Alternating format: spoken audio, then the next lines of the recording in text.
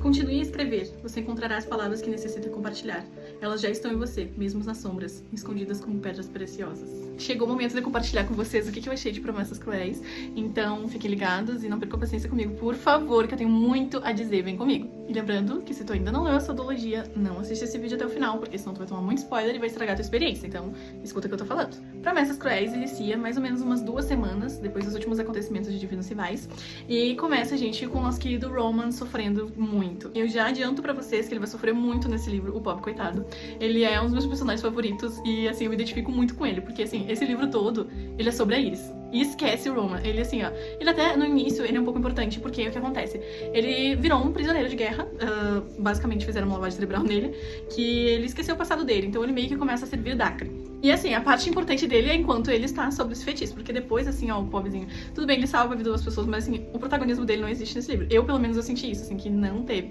E isso reforça o que eu disse no livro anterior, né, na resenha anterior, de que, pra mim, a Iris seria a única protagonista, tipo, a gente só veria as coisas a partir dela. Então, basicamente, a gente tem o Roman como um prisioneiro de guerra de Dacre. Ele vira, enfim, um jornalista dele, né, ele começa a publicar coisas no jornal do Gazeta, basicamente a favor de Dacre. Daí a Iris fica desesperada, porque, bom, enfim, ela já tava achando que ele tinha morrido, aparentemente foi pior que a morte o negócio. A gente vai acompanhar ele gradualmente recuperando as memórias, a gente percebe que ele foi curado por Dacre, então ele tem essa coisa, assim, essa devoção, né, entre aspas, por ele ter salvo a vida, né, pelo Deus ter salvo a vida dele. Só que ele vai se desfazendo dessas amarras aí conforme for passando a história, então ele vai se lembrando pouco a pouco da Iris, e novamente as máquinas mágicas ajudam nesse processo porque ele volta a se comunicar com ela. Já a Iris, ela já está de novo lá na cidade, que eu não vou falar o nome porque eu não sei falar o nome, e ela está trabalhando novamente ali no jornal, né, na editora ali. E aí tem aquele processo dela descobrir sobre o Roman, fica muito feliz, fica muito triste, o irmão dela continua sendo, assim, uma pessoa desnecessária, de verdade. Eu descarto completamente a importância desse homem nessa história, porque pra mim, ele estando ou não, pra mim, entendeu? Nesse segundo livro ele é inútil. A gente tem ali um novo personagem que é o Tobias, que ele passa a acompanhar a Iris e a Et nessas viagens, assim, ele vai pra guerra com elas, ele tem um conversível, então, tipo, a marca registrada dele é ter um conversível e correr. E ele acaba chamando ali a atenção da Et, então rola um romancezinho, assim, meio de escanteio. A gente tem ali um desenvolvimento também, enfim, dos outros personagens que já tinham aparecido no primeiro livro. A gente tem a Marisol, a gente tem a Keegan, a gente tem, agora aparece a família da Et, foca também num romance paralelo do irmão da Iris, que, enfim, fica com a menina Sarah lá da Gazeta. Então, tipo assim, tem vários personagens novos, tá? E isso pra mim foi um grande problema. Porque eu tendo só o núcleo ali daquela cidadezinha pequena no meio da guerra, com a Marisol, com a Et, com a Iris, elas três ali funcionavam muito bem. Daí quando chegou o Roman, nossa, ficou perfeito. Como tu começou a botar muito personagem, eu comecei a Eu comecei a desapegar, basicamente, dos personagens. Pensando no sentido de que ela está enfiando um monte de gente ali pra gente meio que ter ali um apego emocional. Tem os irmãos da Et, que são uns bem pequenininhos. Aí tem a questão do romance do Forrest com a Sarah. Daí já tem os pais da Et, daí tem os pais... Tem muita gente, entende? Então pra mim, assim, já fica... Ok, vou reclamar de deuses, sim. Meu Deus, a Emma é uma inútil. Gente, eu tenho uma opinião um pouco polêmica sobre esse livro. Se tivessem mantido somente a lenda das máquinas, uma coisa muito antiga, enfim, da cidade, usasse como desculpa as linhas lei.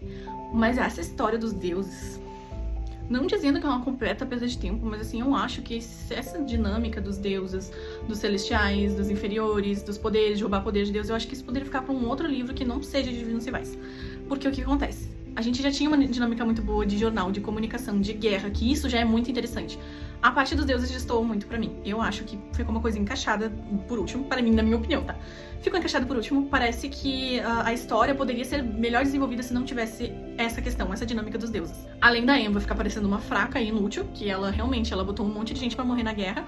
Depois veio com uma desculpa esfarrapada, que é porque, ela fez promessas, fez juras no altar.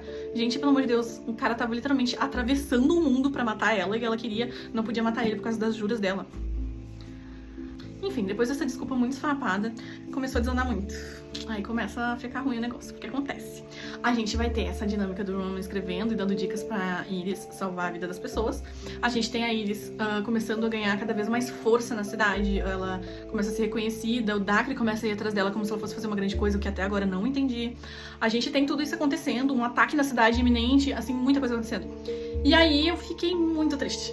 Primeiro, porque a Enva, do nada, começou a dar umas dicas. Ela não consegue ser direta, ela tem que dar metáforas. Ela tem que falar sobre um vento, o mar. Ela não pode falar, olha só, pega essa espada aqui e corta a cabeça do meu marido, faz favor. Não, ela não pode falar isso. Fica aparecendo sonhos, porque ela roubou os deuses, né? Os outros deuses estão todos mortos por causa dela.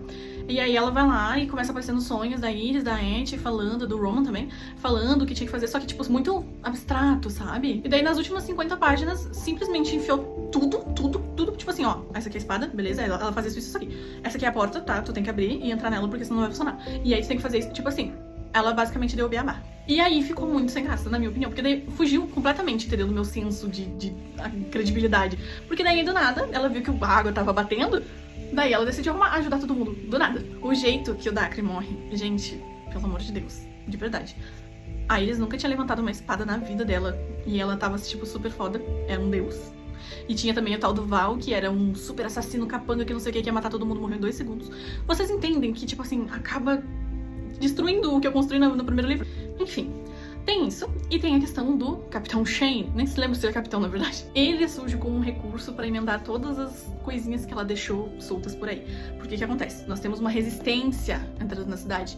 Uma resistência que é contra todos os deuses. E aí eles querem matar todos os deuses. Então eles ficam tentando descobrir como é que faz isso. Começam a botar toque de recolher. Eles começam, inclusive, a amedrontar a própria população ali da cidade, que não faz muito sentido. E aí surge esse Capitão Shane, que daí é o seguinte. O Capitão Shane, ele é basicamente o cara que tá ali pra salvar o Roman da morte, tá?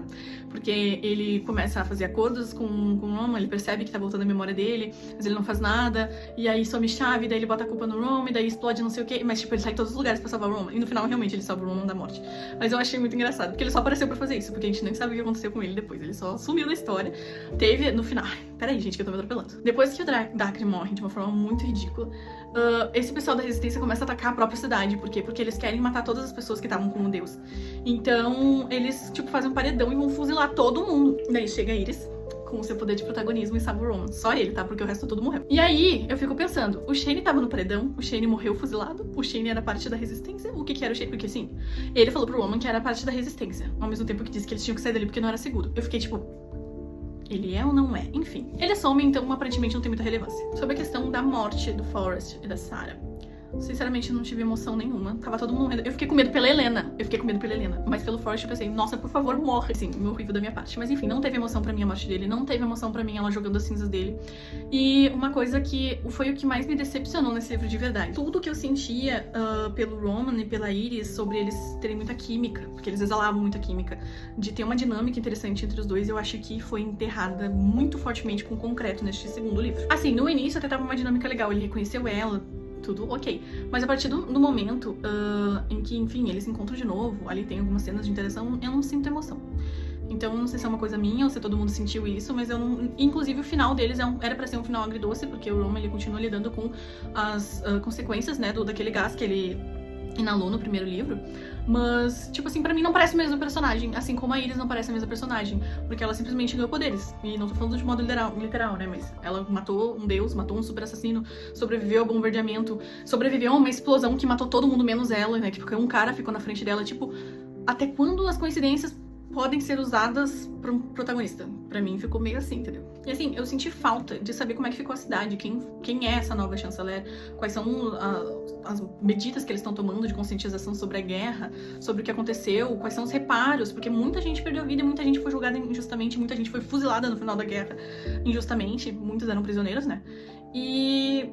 sobrou a Enva, entende? Ela é a última deusa, ela é uma inútil. Inclusive, o epílogo é dela, ninguém pediu, porque essa deusa, ela só fez cagada. O que é um pouco irônico, porque o Roman, ele fala numa parte do livro, tá, ela matou os outros deuses, por que ela não matou justamente o pior deles? Isso que me deixa com raiva, porque a história, a lenda, que no final acabou sendo verdade, era que o Dacre era do mal. Ela matou todos os outros e deixou o pior vivo. Ai, por causa de uma promessa ridícula de altar. Gente, pelo amor de Deus. Enfim, isso acaba entrando aí pra minha longa lista de ideologias, trilogias, sagas que não acabaram de um jeito satisfatório pra mim. Eu fico muito triste porque realmente, assim, eu gostei muito do primeiro livro, eu acho a estética dele linda, inclusive, mas não me agradou, assim, sabe? Eu acho que se tivessem, como eu tinha dito no vídeo anterior, se tivessem feito um livro só, focando só na guerra mesmo, sabe? O Roman podia ser um prisioneiro de guerra de, sei lá, um outro país, podiam ter desenvolvido isso e deixado só, literalmente, as máquinas como mágicas, que daí tem a dinâmica deles trocarem carta. Eu acho que ia ser muito incrível. Mas a questão dos deuses me incomodou muito, me deixou, assim, destruiu meu limite, assim, da minha imaginação. Eu fiquei meio triste. Mas faz parte, eu acho que a gente tem que entender que as histórias, elas não servem só pra nos agradar também, né? Eu não posso pedir que tudo seja perfeito.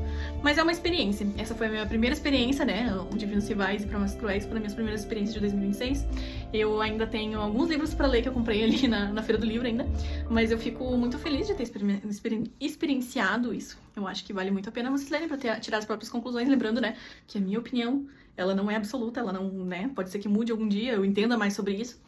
Mas é isso, eu espero que vocês tenham gostado dessa resenha e que vocês tenham rido e chorado comigo, talvez.